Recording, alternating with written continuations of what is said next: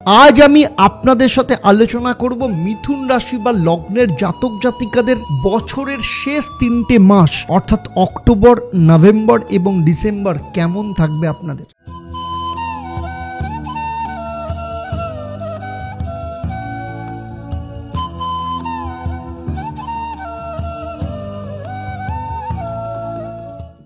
নমস্কার, আমি অ্যাস্ট্রো আচার্য দেবদত্ত।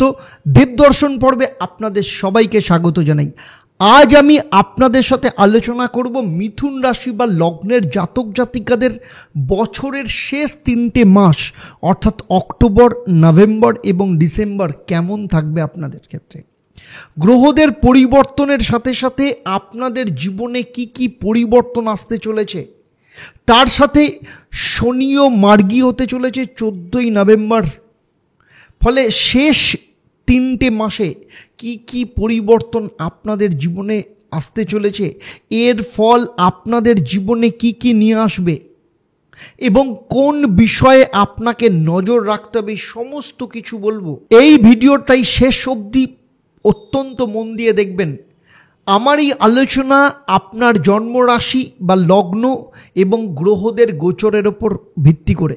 সবথেকে ইম্পর্টেন্ট বিষয় হলো যে কোনো মানুষ তার নিজের কর্মফল, বাবা মায়ের কর্মফল এবং তার জন্মছকে নবগ্রহের যে অবস্থান, বর্তমানে মহাদশা, অন্তর্দশা, প্রত্যন্ত দশা কি চলছে, জন্মকুণ্ডলিতে তাদের পজিশন কেমন রয়েছে, তার সাথে সাথে হাতের গঠন কেমন, রেখার অবস্থান কেমন এবং সেখানে গ্রহদের পজিশন কি, সেই সাথে যে বাড়িতে থাকে সেই বাড়ির বাস্তুর পজিশন কেমন, এই সমস্ত কিছুর ওপর কিন্তু নির্ভর করে আপনি কতটা ফল পাবেন, কতটা ফল পাবেন না।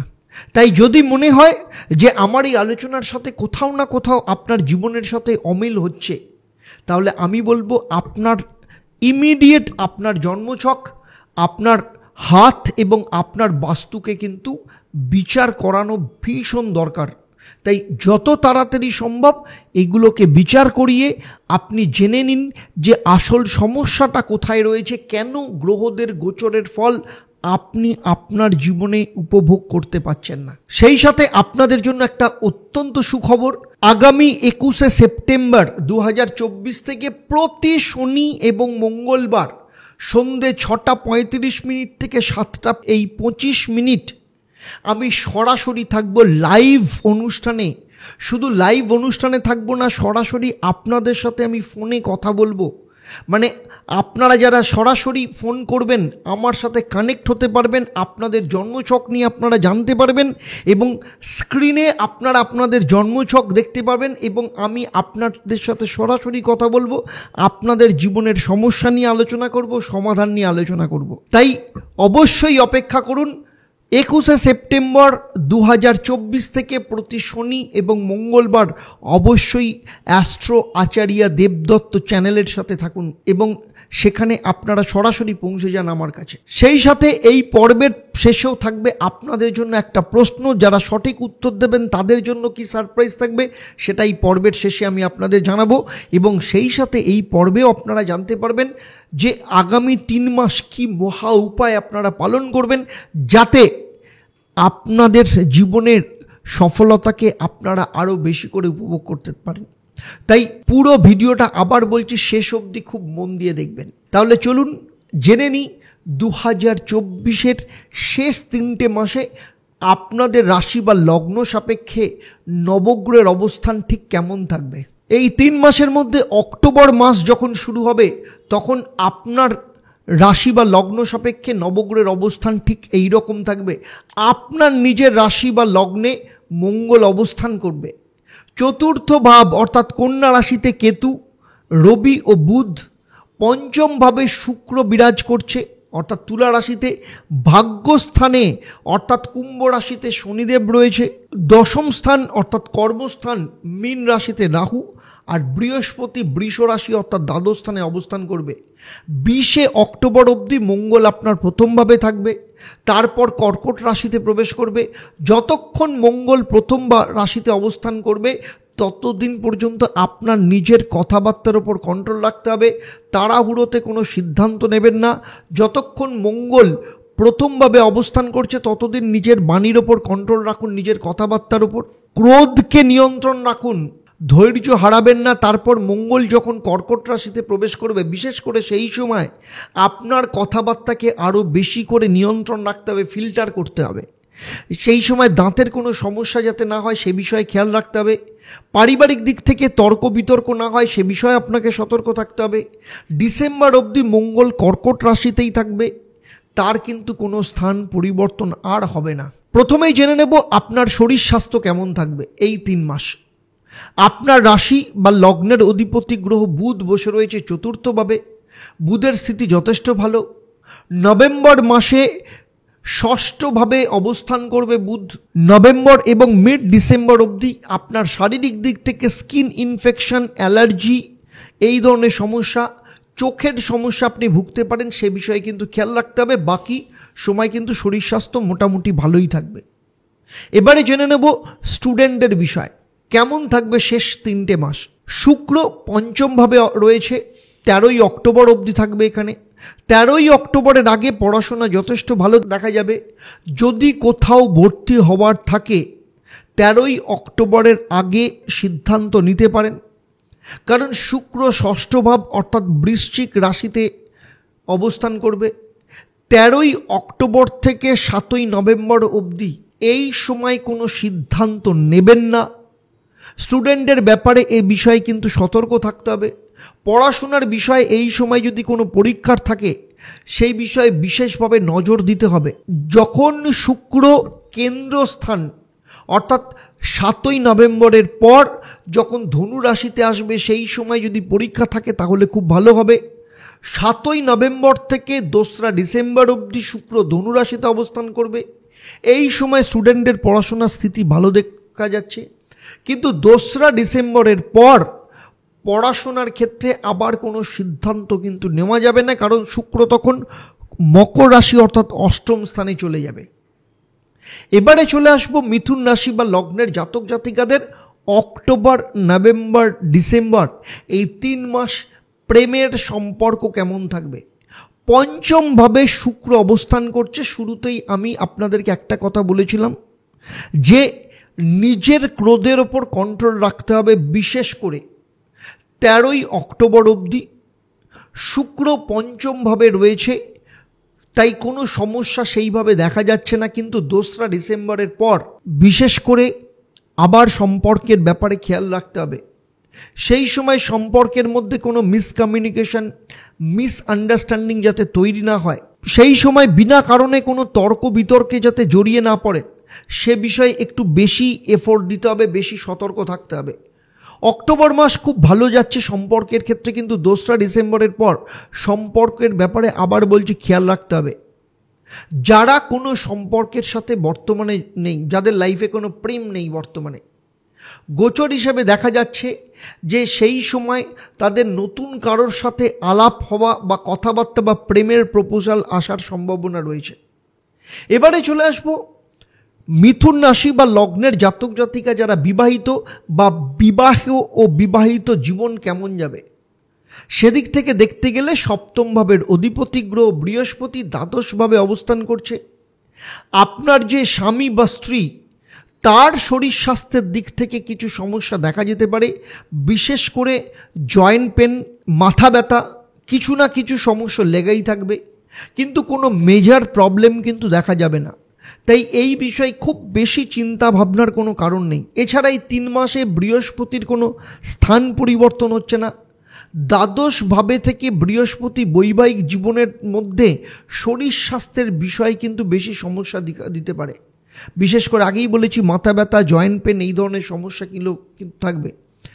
ফলে এই কারণগুলোর জন্য কিন্তু বৈবাহিক জীবনে ওঠাপড়া বা সমস্যা দেখা যেতে পারে। এবারে আসবো আপনাদের জীবনের সবথেকে গুরুত্বপূর্ণ বিষয়, সেটা হচ্ছে ভাগ্য। ভাগ্যস্থান কেমন থাকবে এই 3 মাস।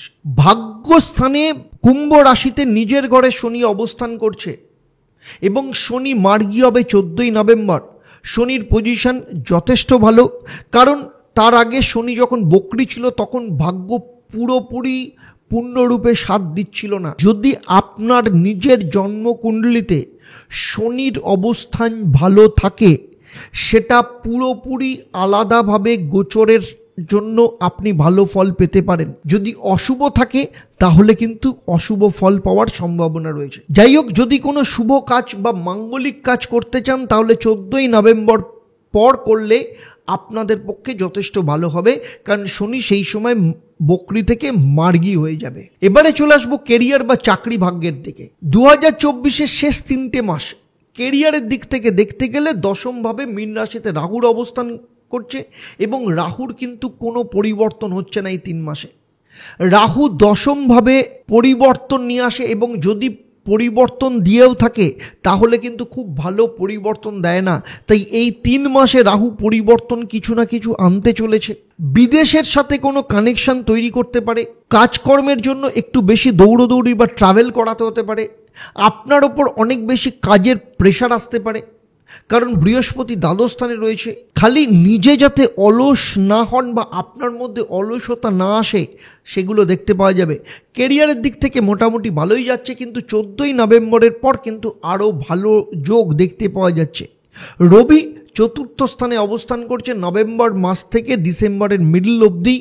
চাকরি পাওয়ার যোগ যথেষ্ট পরিমাণে দেখতে পাওয়া যাচ্ছে। আর যেসব মিথুন রাশি বা লগ্নের জাতক জাতিকারা ব্যবসা করেন তাদের দিক থেকে দেখতে গেলে অক্টোবর থেকে মিডল নভেম্বর অবধি ব্যবসার জন্য যথেষ্ট ভালো রয়েছে। তবে তর্ক বিতর্কে জড়িয়ে পড়া, ছোট ছোট বিষয় নিয়ে ফ্রাস্ট্রেশন আসা, এইগুলো কিন্তু ব্যবসায়ীদের মধ্যে দেখতে পাওয়া যাচ্ছে, সেগুলো খেয়াল রাখতে হবে।